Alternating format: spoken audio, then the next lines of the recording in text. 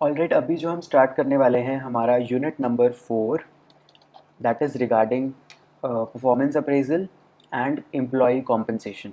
देखो, सबसे पहले चीज़ आपको ये चीज़ पता होनी चाहिए, अभी जो आपका सिलेबस है उसके अकॉर्डिंग ये यूनिट 4 है। हालांकि सब पहले इससे जो है यूनिट 3 और 4 दोनों हुआ करते थे। Unit 3 performance appraisal, unit 4 employ compensation. So अब दोनों को कंबाइन कर दिया गया है एंड फिर एक यूनिट 4 बना दिया गया है। सो इसका दो इम्प्लीकेशंस हैं। पहली चीज़, बिकॉज इट इज़ कंबाइंड, सो आपका वेटेज भी श्रिंक होगा, number of marks and number of questions का। सेकेंडली इम्प्लीकेशन इसका ये है कि जो डिटेल में हम चीज़ें करा करते थे पहले, अब उतना डिटेल नहीं करना है, बिकॉज थोड़ा कंसाइज में हम चीज़ें पढ़ेंगे, समझेंगे, करेंगे। राइट। सो शुरू करते हैं। देखो, पहले आता है परफॉर्मेंस अप्रेजल। ये मैंने पहले भी बता रखा है, अप्रेजल का कहीं पे भी मतलब आ जाए, that is just evaluation, nothing else. Right. So employees का आप परफॉर्मेंस इवैल्यूएट कर रहे हो, दैट इज़ परफॉर्मेंस अप्रेजल, और कुछ भी नहीं है। इसको एक नाम दे देते हैं, तो इसलिए वील से कि इट इज़ जस्ट, वील से a formal, a very systematic, very structured way of, obviously appraisal है ना, so of evaluation of the employees, right? अब evaluation तो कर लिया, but इससे कर क्या रहे हो आप? You are taking into account what can be the potential of that employee. किसके लिए? For obviously the development of employee, है ना। बेसिकली आप उसको इवैल्यूएट क्यों कर रहे हो? ताकि पता लगा सको कि ओके, इसमें कितना पोटेंशियल है, इसका हमने कितने हद तक इसकी डेवलपमेंट हो रखी है, ट्रेनिंग हो रखी है, कितना अच्छे से उसने उसको ग्रैस्प किया है, और आगे क्या स्कोप है उसका डेवलपमेंट का, वो एक तरह से गॉज कर रहे हो आप इससे पता करके, राइट, इवैल्यूएशन करके। सो मीनिंग जब हम पढ़ेंगे, wait a minute, okay, it's a formal program which is concerned with not just the contribution of member but also at the spotting of potential। बताया, ये मैंने एक चीज़ एक्स्ट्रा आपको ऐड करनी है आंसर में, पोटेंशियल वाली, ठीक है। Systematic evaluation of each employee with respect to his performance of the job and his potential for development. तो देखो, हर चीज़ में यही आ ही रहा है जो मैंने आपको अभी यहाँ पे बताया, कि नॉर्मल डेफिनेशन आप लिख दोगे, ठीक है, formal systematic way of evaluation of employees, that is performance evaluation या परफॉर्मेंस अप्रेजल। बट एक चीज़ जो आपको ऐड करनी चाहिए जिससे पता लगेगा कि आप पढ़ के आए हो कि नहीं, वो यही है, potential for the employee development. ये फ्रेज ऐड कर देना, दैट्स इट। नेक्स्ट आते हैं हम nature of the, basically features बताने हैं और कुछ नहीं है, राइट। क्या क्या फीचर्स हैं? It's a process of evaluating the performance, पता है हमको। इट्स अ सिस्टमैटिक प्रोसेस, ये भी पता है। It is an ongoing and continuous process, हर एक चीज़ कंटिन्यूस ही होती है। Main purpose is to secure the information necessary for other decisions. जैसे अब मेरे को एवेलुएट करूँगा एम्प्लॉय को, तो मुझे पता क्या चलेगा उससे? ये पता चलेगा कि ओके, मेरे को इसका, अगर वो अच्छे से काम नहीं कर रहा तो इसका ट्रांसफ़र करना है किसी और जॉब में, अगर बहुत अच्छे से काम कर रहा है तो इसका प्रमोशन करना है, अगर मेरे को लग रहा है यार इसकी सैलरी जो है जस्टिफाई नहीं है जिस हिसाब से ये काम करते हैं, तो मैं उसको इंक्रीमेंट दे दूंगा। तो ये सब डिसीजंस मैं ले पा रहा हूँ on the basis of the evaluation that I do regarding the performance of that employee, as simple as that, right? So it is based on well defined criteria। criteria क्या है कि ओके, वर्क की knowledge कितनी है, ability कितनी है, quality of output, quantity of output, relations कैसे रख रहा है वो, पर्सनल क्वालिटीज़, कितना उस पर बंदे डिपेंड कर सकते हैं, कितना वो फ्लेक्सिबल है, अडेप्ट कर सकता है, इनिशिएटिव की, लीडरशिप, ये सब क्वालिटीज़ देख के मैं उसकी परफॉर्मेंस इवैल्यूएशन करता हूँ, सिंपल, राइट। ऑब्जेक्टिव्स, ये भी बहुत बेसिक्स हैं, आपने अभी यही सब चीज़ें करा। Record of the performance, obviously performance evaluation से उसका रिकॉर्ड ही बनेगा ना। देन आइडेंटिफाई कि भाई वो रॉन्ग जॉब में तो नहीं। क्यों? क्योंकि मैंने बोला ना, ट्रांसफर्स और प्रमोशंस के आप डिसीजंस इसीलिए ले पाते हो कि आप इवैल्यूएट करोगे, आपको लगेगा यार ये तो ठीक से नहीं कर रहा, तो उसके लिए नहीं बनी वो जॉब, तो किसी और जॉब में आप ट्रांसफ़र कर दो, किसी और डिपार्टमेंट में ट्रांसफ़र कर दो, उसका रोल बदल दो, जो भी है ना। इवैल्यूएट करोगे तभी तो पता चलेगा। Quality of the performance, training programme design करना कि ठीक है, वो बंदा सही है, जस्ट थोड़ी थोड़ी जगह पे उसका लैक है, वो मैं उसको ट्रेनिंग दे दूंगा। तो मेरा ट्रेनिंग प्रोग्राम डेवलप जब मैं कर रहा हूँ, तो मैं ध्यान रखूँगा परफॉर्मेंस इवैल्यूएशन, परफॉर्मेंस अप्रेजल, कि हाँ, परफॉर्मेंस अप्रेजल करते हुए मुझे पता लगा था कि इसकी परफॉर्मेंस में यहाँ कमी आ रही थी, तो मैं ट्रेनिंग के टाइम उसी पे ज़्यादा फोकस करूँगा, simple. Facilitate the employee to know the performance level and develop himself, है ना। एम्प्लॉय को भी थोड़ा सा मोरल मोटिवेशन आ जाएगा। अब आ जाओ, एक डिफरेंस करना है हमने परफॉर्मेंस अप्रेजल और job evaluation. If you remember, मैंने जॉब इवैल्यूएशन पढ़ाया था आपको यूनिट 3 के अंदर। क्या है दोनों में फ़र्क? देखो, जॉब इवैल्यूएशन नाम से ही पता चल रहा है। जॉब को एनालिसिस अगर आप कर रहे हो, एक होती है जॉब, एक होता है एम्प्लॉई जो वो जॉब को कर रहा है। वो एम्प्लॉय की परफॉर्मेंस अगर मैं इवैल्यूएट कर रहा हूँ कि उसने वो जॉब को कितनी अच्छी तरीके से उस बंदे ने किया, that is performance evaluation, performance appraisal. Job evaluation या जॉब अप्रेजल वो ये होता है, आप बहुत सारी जॉब्स को इवैल्यूएट करते हो, उनका पता लगाते हो कि क्या क्या उसमें एक्टिविटीज़ करनी होती है, and then you take that kind of decision कि ये जॉब किस बंदे के लिए फ़िट है, किस बंदे के लिए कौन सी जॉब में उसमें डालना सही रहेगा। ये पता तभी लगा पाओगे जब आप जॉब की ट्रेड्स देखोगे कि इस जॉब की क्या रिक्वायरमेंट्स रहती हैं, इस जॉब में क्या क्या चीज़ें एबिलिटीज़ चाहिए होंगी मुझे, वो उस एम्प्लॉइज़ में मैं ढूंढूंगा और मैं एलोकेट कर दूंगा फिर कि ओके, जॉब 1 में लीडरशिप वाली क्वालिटीज़ चाहिए तो मैं एक अच्छे लीडर को वो दे दूंगा, जॉब 2 में हार्ड वर्किंग वाला ज़्यादा चाहिए, मैं हार्ड वर्किंग को दे दूंगा। तो जॉब इवेल्युएशन में I am analysing different jobs and then doing जो भी मुझे उसको आगे करना है। परफॉर्मेंस इवेल्युएशन में एम्प्लॉइज़ की परफॉर्मेंस ऑफ दैट जॉब की, उसने वो जॉब की कितने अच्छे तरीके से, परफॉर्म एक्चुअल परफॉर्मेंस, वो जॉब इवेल्युएशन में नहीं, वो परफॉर्मेंस इवेल्युएशन में आ जाएगा, राइट। तो यही सब डिफरेंसेस हमने इनमें लिखने।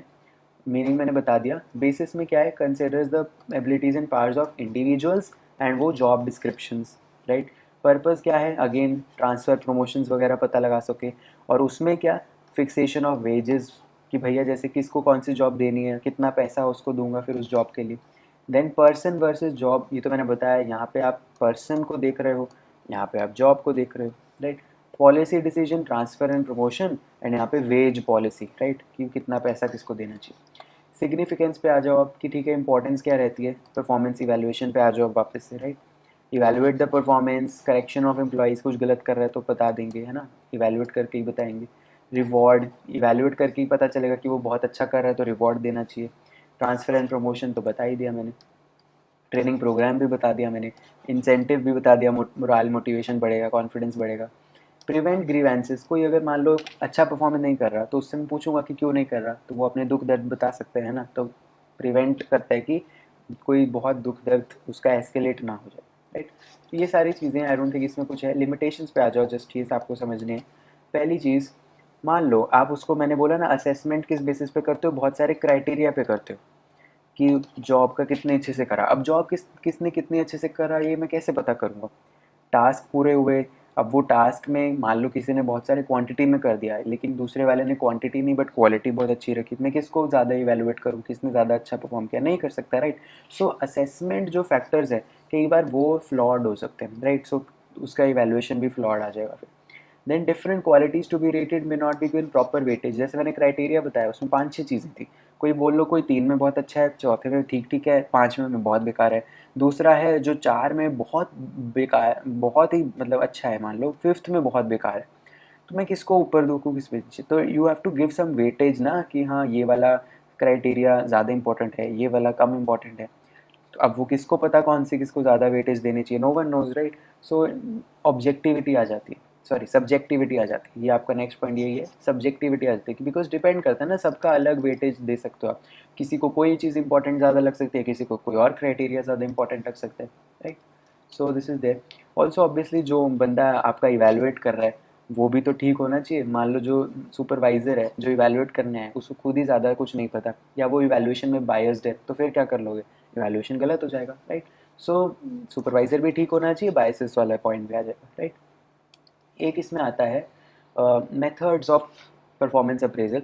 दो तरीके के मेथड्स होते हैं, एक होते हैं पुराने मेथड्स, एक होते हैं नए मेथड्स, ठीक है। पुराने वालों को ट्रेडिशनल बोल दो, नए वालों को मॉडर्न बोल दो। अब ये दोनों तरीके आपको टाइप्स, इसमें बहुत सारे सब टाइप्स आएंगे, वो आपको पता होने चाहिए, थोड़े बाद में हम करेंगे। अभी मेरे को आपको पहले प्रोसेस बताना है परफॉर्मेंस इवैल्यूएशन का, उसके बाद हम इन पे चलते हैं कि डिफरेंट डिफरेंट मेथड्स क्या हैं, राइट। तो I will go to the process पहले। आज प्रोसेस ये रहा, परफॉर्मेंस अप्रेजल सिस्टम में स्टेप्स बेसिकली प्रोसेस, राइट। देखो कंट्रोलिंग का प्रोसेस याद है, सॉर्ट ऑफ वैसा ही है। पहले आप ऑब्जेक्टिव सेट करते हो कैसा होना चाहिए, फिर थोड़ा बहुत आप उसका एनालाइज करोगे, इवैल्यूएट करोगे, फिर जो नहीं अच्छा लगेगा उसका फीडबैक दोगे, है ना, वो सब था। तो एक काइंड ऑफ इसी में यही है, इसमें भी यही है। पहले आप डिटरमाइन करते हो पर्पस कि ओके मेरे को करनी क्यों है इवैल्यूएशन। जब वही पता होगा गोल फाइनल, तभी तो वो ध्यान में रखते हुए मैं अच्छे से इवैल्यूएट कर पाऊंगा, राइट। सो पहले मैं पर्पस डिफाइन करूँ, देन मैं क्राइटेरिया, मैंने बोला ना 5-6 क्राइटेरिया होते हैं, वो सारे क्राइटेरियाज लिस्ट करूँगा, उनको वेटेज कितनी देनी है वो लिखूँगा, है ना, वो सब ठीक है। Then determination of the frequency of appraisal, 1 महीने में 2 बार करनी है कि 1 साल में 2 बार करनी है, ये सब पता होना चाहिए। Selection and training of the appraisal, मैंने बोला ना सुपरवाइज़र चुनना बहुत इसमें क्रूशियल होता है एक पार्ट। मान लो कि सुपरवाइज़र एफिशिएंट ही नहीं है अप्रेजल इवैल्यूएशन करने में, तो कोई फ़ायदा नहीं है। मान लो सुपरवाइज़र बायस्ड है, कोई फ़ायदा नहीं है। सो वो अप्रेजर ढूंढना एक टास्क है। Then designing of the appropriate forms, जो आप अप्रेजल करोगे ना वो फॉर्म्स के थ्रू करोगे। जैसे क्राइटेरिया लिख रखे हैं सारे, तो वो एक फॉर्म भरोगे, जैसे ये एम्प्लॉई 1 का फॉर्म है, उसमें 5 क्राइटेरिया है, ये कैसा है, वो कैसा है, इसमें कितना बढ़िया है, उसमें कितना बढ़िया है, वो सब उसके फॉर्म में लिखा हो। सो वो फॉर्म अप्रोप्रिएट बनने चाहिए कि सारे क्राइटेरियाज और वेटेज अकॉर्डिंगली आप लिस्ट कर सको उसमें। एंड देन फाइनल इवैल्यूएशन होता है। एक चीज़ याद रखना, इसमें फीडबैक नहीं लिखा है, ये फीडबैक आप परफॉर्मेंस अप्रेजल के बाद देते ही देते हो, राइट। बट अगर आपसे process in of performance appraisal पूछ रहा है, तो आपको स्टेप्स में नहीं लिखना, ये फीडबैक नीचे लिखना लेकिन ज़रूर है कि after this the feedback is done. But feed performance appraisal evaluation में आप फीडबैक नहीं लिखोगे, because when you are evaluating then you don't give feedback, you फिर give feedback after the evaluation, है ना। इवैल्यूएट कर लो पहले अच्छे से, फिर आप दोगे, right. So you can write कि ठीक है हम इवैल्यूएशन करते हैं, देन फीडबैक भी हम देते हैं, ठीक है। Essentials of sound operating appraisal system, देखो आपको बेसिक सेंस लगाने हैं कि एक अच्छा अप्रेजल सिस्टम वो होगा जिसमें सुपरवाइज़र बहुत अच्छा है, जो थोड़ा सिंपल है, कॉम्प्लेक्स नहीं है, ठीक है, जस्टिस वाला है, इक्विटेबल है ना, सब्जेक्टिविटी कम है। Then devised in consultation with the subordinates, है ना, सबॉर्डिनेट से थोड़ा बहुत उनकी भी विचार विमर्श लेके आपने वो फॉर्म बनाए हैं, क्राइटेरिया लिस्ट डाउन किए हैं। तो इसमें आई don't think any problem you will get, बहुत बेसिक बेसिक से पॉइंट लिखने हैं। जैसे ये भी मैंने आपको बताया ना, अप्रेजर जो बंदा सुपरवाइजर होगा, it should be selected and train properly, तो ये सारे ऑब्जेक्टिव स्पेसिफिक करना। I don't think anything new is there. Will go back to जो मैंने बताया था आपको कि अब मुझे मेथड्स बताने हैं आपको, ट्रेडिशनल वाले और मॉडर्न वाले। हम उन मेथड्स पे बात करेंगे अब।